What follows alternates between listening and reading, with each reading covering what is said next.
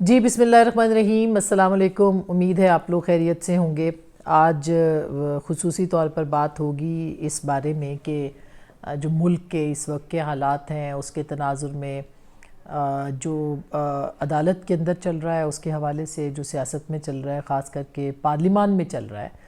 اور اس وقت ایسی صورتحال بن گئی ہے کہ پارلیمنٹ بمقابلہ عدلیہ ہو گئی ہے، بلکہ عدلیہ جو ہے اس کی محاذرائی اب پارلیمان کے ساتھ ہے، یا پارلیمان کی محاذرائی اب عدلیہ کے ساتھ ہے۔ تو بہت کامیابی کے ساتھ ایک جو جوڈیشری کے مخالف بیانیہ حکمران اتحاد بنانا چاہتی تھی، ان کو پورا موقع بھی فراہم کر دیا گیا ہے، اور ایسا لگتا ہے کہ اب جو جوڈیشری یا عدلیہ مخالف بیانیہ جو ہے وہ حکمران اتحاد اس کو اب کامیابی سے آگے لے جانے کی کوشش کرے گی۔ اب وہ کتنی کامیاب ہوتی ہے، کتنی ناکام ہوتی ہے، یہ بات تو ہم قبل از وقت ہوگا کہنا، لیکن ایک جو اینٹی اسٹیبلشمنٹ بیانیہ تھا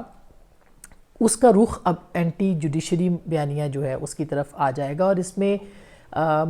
مختلف حوالوں سے پچھلے کچھ عرصے سے جو حالات جس طرح سے پنپ رہے ہیں، اس میں ہم یہ کہہ سکتے ہیں کہ عدلیہ نے جس طرح سے اس کے اوپر الزامات لگ رہے ہیں، اور ہم دیکھ بھی رہے ہیں جس طرح ریلیف مل رہا ہے عمران خان صاحب کو، اور پھر جو سپریم کورٹ کے سو موٹوز ہیں یا آڈیو لیکس ہیں، یہ ساری تو حکمران اتحاد کے پاس ایک بڑا سنہری موقع جسے کہنا چاہیے ان کے الفاظ میں وہ آ گیا ہے کہ وہ اس کو بھرپور طریقے سے کھیلیں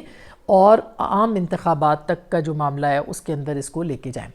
ایک تو یہ معاملہ ہے۔ دوسری طرف جو آپ کے ہاں جوڈیشری میں جو آج جو مکالمہ جو کل فیصلے ہوئے یا فیصلہ آیا جسٹس منصور علی شاہ کا، اور اس کے ساتھ ساتھ ان کے جو ایک اور جج ہیں مندوخیل صاحب، آج بھی وہ اس کیس میں بیٹھے ہوئے تھے، بڑا پرٹیننٹ کویسچن آج انہوں نے اٹھایا کہ یہ بتائیے کہ آئین تو خاموش ہے کہ 90 دن سے آگے جانا ہے یا نہیں جانا، تو پھر کس کے پاس یہ اختیار ہے کہ وہ 90 دن سے آگے جو ہے وہ انتخاب کو لے جا سکتا ہے؟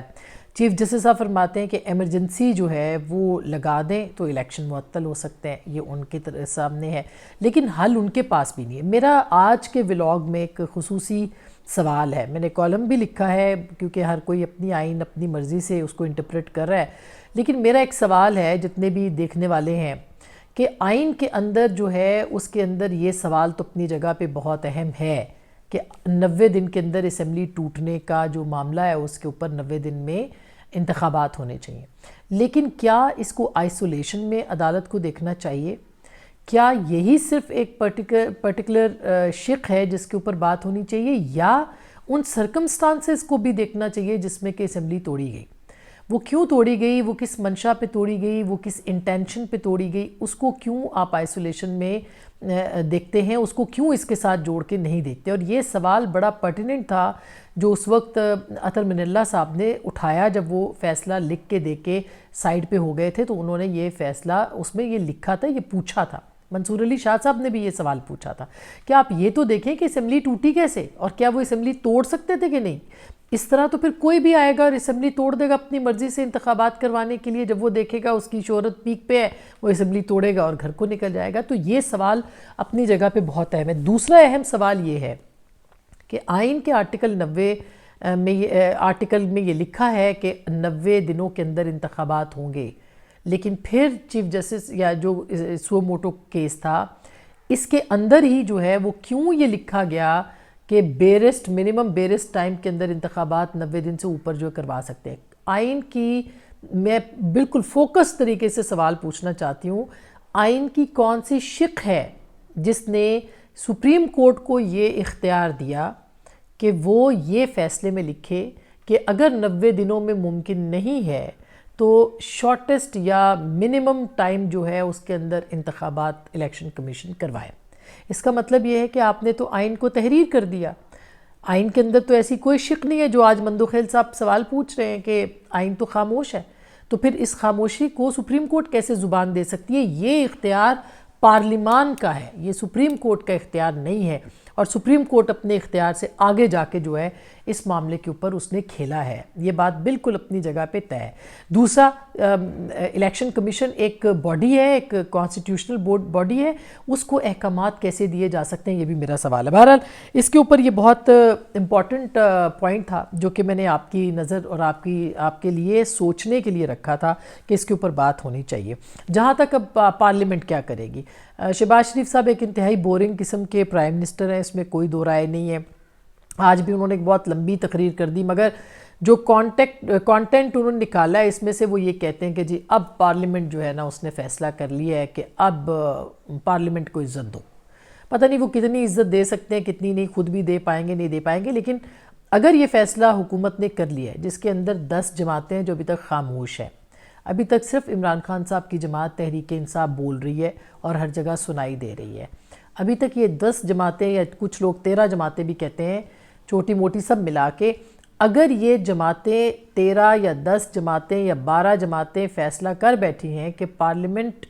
جو ہے اس کے اختیار کو کوئی چیلنج نہ کرے، تو میرا خیال ہے کہ یہ ایک بہت بڑی ڈیولپمنٹ ہے۔ اس کو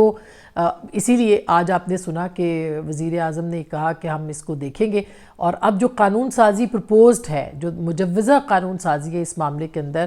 وہ سپریم کورٹ کو روک سکتی ہے کہ وہ جو اپیل کا حق ہے از خود نوٹس کے اندر، اس کے اندر ترمیم ہو سکتی ہے، قانون کے اندر ترمیم، کیونکہ جو آپ کی ویسے ترمیم ہے 184(3) کی، اس کے لیے 2/3 اکثریت چاہیے، پتہ نہیں وہ 2/3 اکثریت تو موجود نہیں ہے، لیکن اس کے جو قوانین ہیں اس کے اندر ترمیم کی بات کی جا رہی ہے، اسی لیے کابینہ کی طرف سے یہ فیصلہ جو ہے وہ ہو رہا ہے کہ اس کے اوپر قانون سازی کی جائے گی، جلدی اس کو پاس کیا جائے گا، پھر صدر مملکت کے پاس جائے گی۔ صدر مملکت صاحب جو ہیں وہ اگر اس کو چاہیں گے تو روک لیں گے، لیکن پھر وہ قانون جو ہے وہ قانون بن جاتا ہے، اس میں ان کی کوئی اختیار جو ہے وہ 20-25 دن لگ جائیں گے، لیکن وہ اختیار ان کا کوئی اتنا زیادہ اس کے اوپر نہیں ہے۔ تو اس دوران کیا ہوگا، کیونکہ کورٹ تو بہت جلدی میں ہے، سپریم کورٹ آج بھی آپ نے دیکھا، وہ جسٹس منیب اختر صاحب نے فرمایا کہ آپ اس طرح کیجئے کہ یہ کر لیں، فنڈ جمع کر لیں، وہ مطلب فنڈ بنانے پہ آ گئے ہیں کہ الیکشن جو ہے وہ ہونے چاہیے ہر صورت۔ الیکشن کمیشن کہہ رہا ہے کہ فوج نے نہ کر دی ہے، ہمارے پاس پولیس کی نفری نہیں ہے، وزارت داخلہ کہہ رہی ہے، یہ تو وہ کہتے ہیں نہیں اب وہ اچھا فوج کہاں سے لائے گی سپریم کورٹ کہ وہ الیکشن کرائے سیکیورٹی کے لیے، پولیس کہاں سے لائے گی سپریم کورٹ، اپنے آروز تک تو نہ کر دیے عدالتوں نے کہ ہم نہیں دیں گے اپنے ریٹرننگ آفیسرز جو ہمارا عملہ جائے گا، تو وہ کیسے ہوگا؟ تو مطلب یہ کہ ہر ادارہ ہے وہ اپنے اختیارات کے اندر رہ کے کام کرے،